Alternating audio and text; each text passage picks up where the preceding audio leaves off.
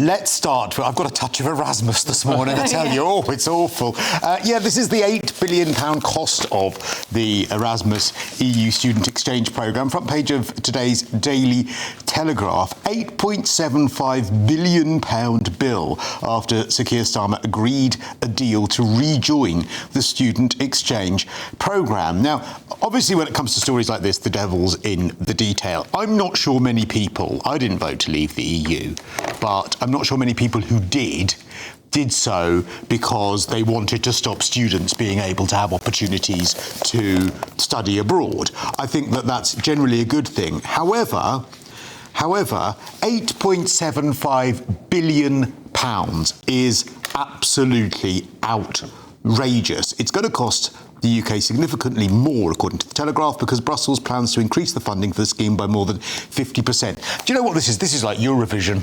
You know, the British are involved and they end up paying. So I think on paper it's not a bad thing. I think there are a few caveats. Will this lead to people overstaying their visas? But then they are sort of European, and perhaps people will be less concerned about that.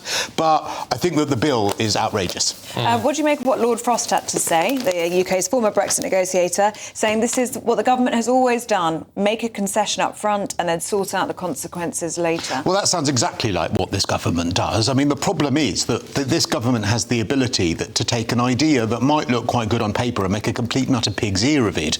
And so I don't know. I mean, I don't know. Did anyone here vote leave? I did. Yes, I did. And do you mind about the Erasmus programme? Did you vote leave thinking, well, actually, this would be something that would be lost and you would be... No, I didn't. I voted leave, to leave Brexit, to leave the cuckold of The Hague and for subsidiarity, because I didn't think we had enough powers here in the UK, and I've been proven right. I did not think for 1 minute that the EU would behave like a spoiled child in a very bad divorce to give us such a bad deal, because in reality, we actually have an Erasmus scheme here actually at the moment, and it's called the Turing system, which does far better work for UK citizens, for UK students, than anything else. And so do you mind about this? I do mind. I do mind the fact that we're going to be charged as taxpayers, what is it, something like £6 billion or something like that? £8.75 There's different numbers billion. in all of the papers this morning. And it is absolutely ridiculous. Absolutely ridiculous. And why don't we address the lack of parity with British students here at the moment? You can study free in a Scottish university for little to no fees if you're a member of another European Union, and yet if you're an English student, you cannot get the same deal to travel to Scotland for tertiary education. Well, it's the same in Northern Ireland. The Mail are furious about this, by the way. They are saying £6 billion cost of Starmer's new bid to suck up to Brussels. They're saying this is perhaps about part of a bigger plan, hand over all of this money. Keir Starmer last night accused of throwing billions away. Signing up to this scheme could hit £1 billion a year. It will provide priceless benefits to students hoping to study abroad, but critics saying he's lost sight of value for money and that basically throwing all this money at the EU will soften them up for further concessions. That is the problem, and that will be the devil in the detail. We have heard from Rachel Reeves in her pre-budget speech to the House of Parliament and indeed to the public. She mentioned Brexit as a reason of this £22 billion black hole. And the black hole was actually nonsense, because she did have headroom there, as qualified by the OBR. And also, so that was wrong.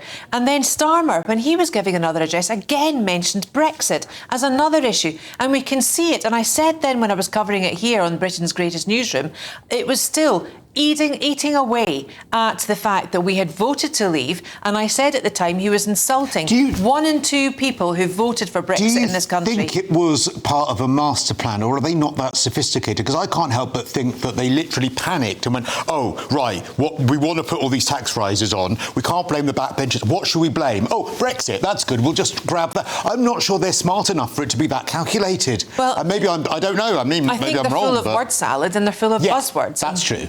Buzzword begins with B. Oh, so does Brexit. OK, Brexit. Yeah, let's just blame Brexit, because we want to do all of these tax rises. We can't say that we've got the headroom we've got. Let's just blame that. That's what I feel like it was. Whereas they knew all about Brexit when they went into the manifesto. They knew all about Brexit after the election. It wasn't mentioned then that any of this would need to be done. That's why it's so disingenuous. Well, There's nothing more important than keeping your money and your identity safe online. And with so many VPN options available, choosing the right one can be pretty daunting. But this video's sponsor, ExpressVPN, is making the choice easier for GB News viewers. ExpressVPN is offering up to 75% off, plus 4 extra months free. That's top-level security from just £2.49 a month, and you're covered by their 30-day money-back guarantee. So just click the link in this video's description or scan the QR code now. Remember, when you're online, you are often sharing personal data, so hackers can steal your information, your passwords, your photos, and your bank details in just seconds. But ExpressVPN encrypts your connection, making it virtually impossible for hackers to access your personal information. So why choose ExpressVPN? Well, it couldn't be easier to use. With just one click, you are protected. And ExpressVPN uses military-grade AES 256 encryption, which is the same standard trusted by the US government to guard their classified information. With their new tiered plans, you can protect up to 14 devices at once and manage passwords securely. Live chat support is available 24/7, and it typically connects you in under a minute with a real person. Click the link in this video's description or scan the QR code to get up to 75% off ExpressVPN, plus 4 months extra for free. Start protecting yourself today with ExpressVPN. The Erasmus scheme, it's being claimed it's breaking Brexit by the back door. If nothing else, we reckon it's going to cost about £17 billion by 2027.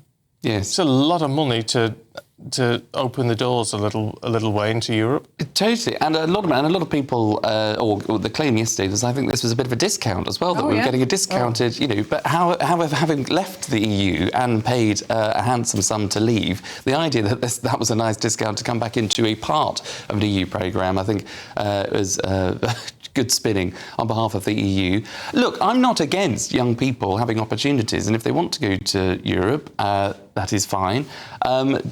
Are European universities as good as the ones in the UK and the US? No, they're not. So I can understand why people want to come to the UK and study in our great British universities. Is it worth the money? I don't think so, but because who's picking up that tab? It's UK hard-working taxpayers, and I do think that is this going to allow other people to come into the country through a student visa, where we're not checking people already? The Home Office doesn't know how many people are in the country anyway. So is it subject to abuse? Yes, the answer is there.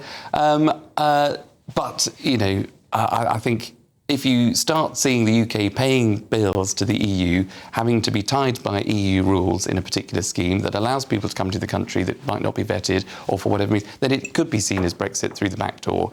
I'm only a little bit hesitant, as you can probably tell, is because I want young people to have as many opportunities as they possibly can. But that's all young people. That's not just those from a privileged background. That's for everybody all over the country. Good point.